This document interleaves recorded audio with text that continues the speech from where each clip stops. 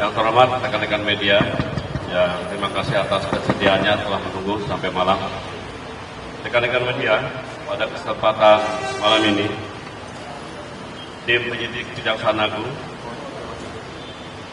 telah melakukan penyidikan dalam perkara dugaan tindak pidana transfer pricing oleh PT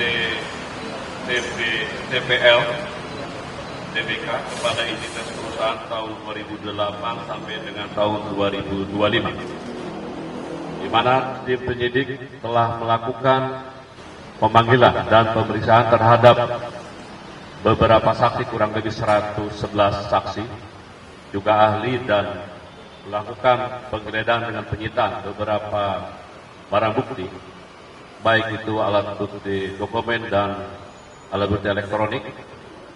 Dan pada malam ini telah menetapkan 2 tersangka dengan inisial BP dan SR. Bagaimana duduk perkara ini?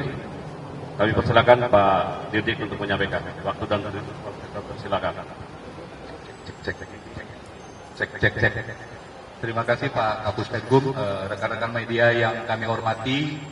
Sampai malam ini masih menunggu perkembangan penanganan perkara di Gedung Bundar, dan hari ini tim penyidik Gedung Bundar Kejaksaan Agung Republik Indonesia sedang melakukan pemeriksaan terhadap 2 orang tersangka, sebagaimana yang dijelaskan oleh disampaikan oleh Pak Kapus Penkum bahwa pada hari ini Rabu tanggal 12 Agustus 2026, tim penyidik berdasarkan surat perintah penyidikan Direktur Penyidikan Jaksa Agung Muda Tindak Pidana Khusus nomor 13-FD-2-03-FD-2026 tanggal 9 Maret 2026 perihal dugaan tindak pidana korupsi transfer pricing oleh PT TPL TBK kepada entitas perusahaan tahun 2008 sampai dengan tahun 2025, bahwa penyidik telah melakukan pemeriksaan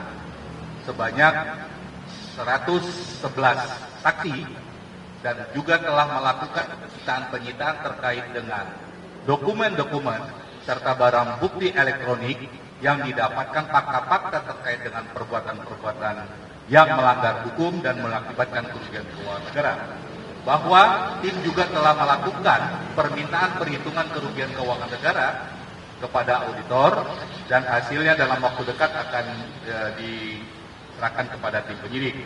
Adapun fakta yang diperoleh, perbuatan-perbuatan yang dilakukan oleh para tersangka, bahwa PT TPL yang bergerak di bidang industri pengolahan bubur kertas atau PAL dan perhutanan sejak tahun 2008 melakukan penjualan ekspor PAL kepada pihak afiliasinya yang dilakukan dengan cara under invoicing dengan melaporkan pada tahap ekspor dari Indonesia sebagai produk paper grade PAL atau Black Cat Asphalt Club PAL atau BHKP.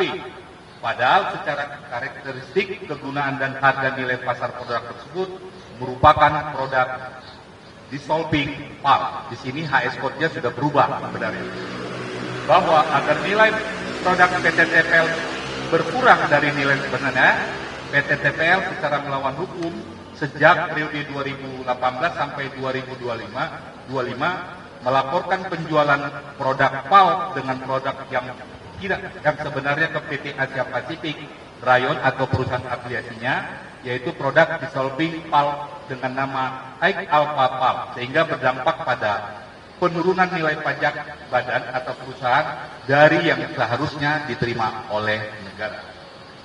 Bahwa pihak PT TPL meminta bantuan tersangka BP selaku penyelenggara negara yang dalam kedudukannya sebagai supervisor dalam pemeriksaan pajak PT TPL tahun 2020 dan tahun 2023 dan kepada SR, tersangka SR untuk pemeriksaan tahun 2024. Bahwa tersangka BP dan tersangka SR untuk permintaan dari PT TPL yang secara melawan hukum tersebut tidak melakukan tugas dan fungsinya selaku supervisor yaitu melakukan pengawasan dan dalam review menelaah KKP dan LKP sehingga yang tidak berdasarkan pada audit program yang telah disusun oleh para tersangka. Dan atas perbuatan tersebut para tersangka telah menerima sejumlah uang dari PT TPL. Bahwa perbuatan pihak PT TPL bersama-sama dengan para tersangka mengakibatkan penurunan pendapatan negara yang tidak sebagaimana mestinya dan negara mengakibatkan kerugian keuangan negara. Bahwa untuk kerugian keuangan negara dalam perkara ini masih dalam proses perhitungan oleh tim auditor. Dan sementara dari hasil penyidikan kami diperoleh sementara nilai kerugian sebesar 2 triliun rupiah. Dan nanti hasilnya secara resmi akan diberikan oleh tim auditor. Berdasarkan hasil ekspos tim penyidik, kami pada hari ini menetapkan 2 orang sebagai penyelenggara negara sebagai tersangka dalam perkara dugaan tindak pidana korupsi transfer pricing oleh PT TPL TBK kepada entitas perusahaan tahun 2008 sampai dengan 2025. Yaitu berdasarkan surat penetapan tersangka Direktur Penyidikan Jaksa Agung Muda Tindak Pidana Khusus nomor TAP 46-FD.2-FD.2-08-2026 tanggal 12 Agustus 2026 dan nomor TAP 47 tanggal 12 Agustus 2026. Bahwa para tersangka tersebut disangka melanggar primer pasal 603 junto pasal 20 huruf A atau C Undang-Undang Nomor 1 Tahun 2023 tentang Kitab Undang-Undang Hukum Pidana junto pasal 8 junto pasal 18 Undang-Undang Nomor 31 Tahun 1999 tentang pemberantasan tindak pidana korupsi junto Undang-Undang Nomor 20 Tahun 2001 tentang perubahan Undang-Undang Nomor 31 Tahun 1999 dan subsidiar pasal 604 Undang-Undang Nomor 1 Tahun 2023. Bahwa pada hari ini juga tanggal 12 Agustus 2026 para tersangka kami lakukan penahanan 20 hari sejak hari ini di Rutan Salemba Cabang Kejaksaan Agung Republik Indonesia. Mungkin itu dapat kami sampaikan dan kami serahkan kepada Pak Kapus Penkum. Baik, terima kasih Pak Dirdik.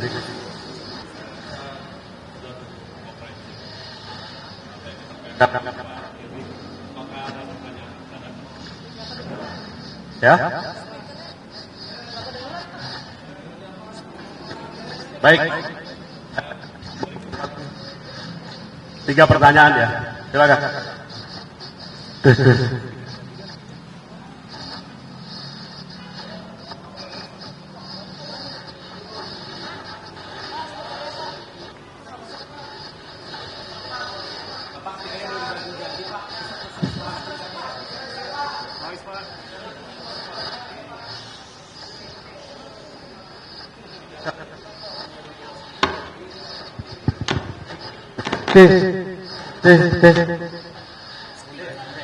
Ya Pak, izin saya Ansari dari .com. Pak, ini kasus ini berdasarkan laporan awal dari Pak Menkyu Purbaya atau gimana Pak?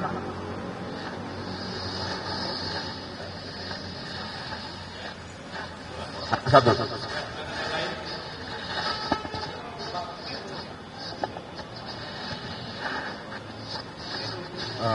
Izin Pak, terkait penurunan nilai pajak ini kan biasanya ada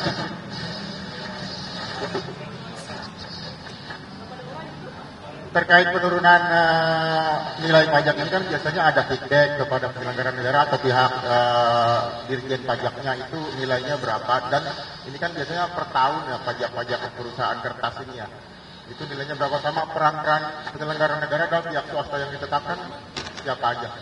Terima kasih.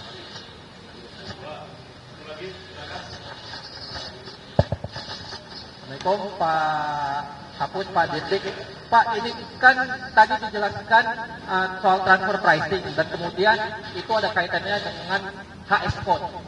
permasalahan HSPOT ini juga ini pernah dalam penyidikan di Jampitsus, terutama menyangkut tentang komoditas emas yang pernah Pak Tus tadi juga waktu itu jadi direktur penyidikannya. Nah, kali ini kan terkait dengan pengubahan HSPOT untuk komoditas kertas. Apakah cuma hanya dalam komoditas kertas itu saja pengubahan HSPOT itu satu. Yang kedua, secara kewenangan pengubahan HSPOT ini kan ada di level bea cukai. Tentunya harus ada kan tersangka dari bea cukai yang mengubah HSPOT ini. Gitu. Apakah nanti ke depannya juga memang penyelenggara negaranya dari pihak atau dari pihak otoritas yang punya kewenangan untuk mengubah HSPOT itu? Itu aja, Pak. Ya. Silakan Pak Diri. Terima kasih ya, ada 3 pertanyaan. Pertama, mana sumber laporan ini? Tentunya kami mendapatkan laporan dari masyarakat. Itu yang pertama. Yang kedua, tadi terkait dengan feedback yang diterima oleh petugas-petugas ini, yaitu setiap tahun mereka melakukan pemberian kepada petugas atau tersangka ini untuk merubah pola perhitungan pajak, dan dia tidak bagaimana jumlahnya itu yang kami nanti per tahunnya akan terjadi perbedaan nilai yang diberikan nanti dalam dakwaan nanti akan diungkap di persidangan. Kemudian yang di dalam laporan yang mereka dalam komoditi ekspornya ini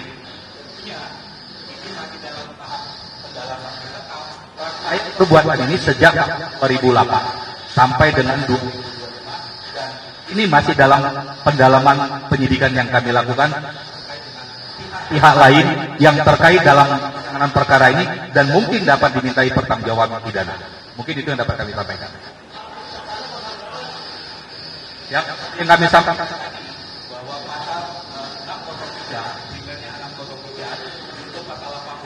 untuk pasal 20 Undang-Undang Tindak Pidana dan pasal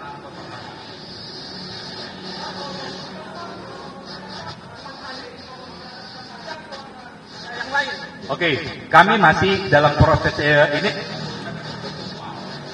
Yang diekspor adalah PAL kertas. Ada komoditas yang lain dan nanti akan kami lagi kembali apakah komoditas yang lain nanti dalam penyidikan ini kepada produk kertas.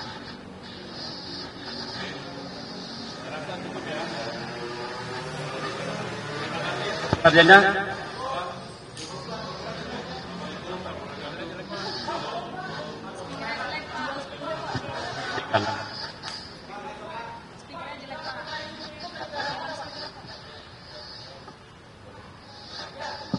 Ke negara luar tentunya dalam proses ini kami luar negeri, yaitu daerah Makau. Ya, oke ya.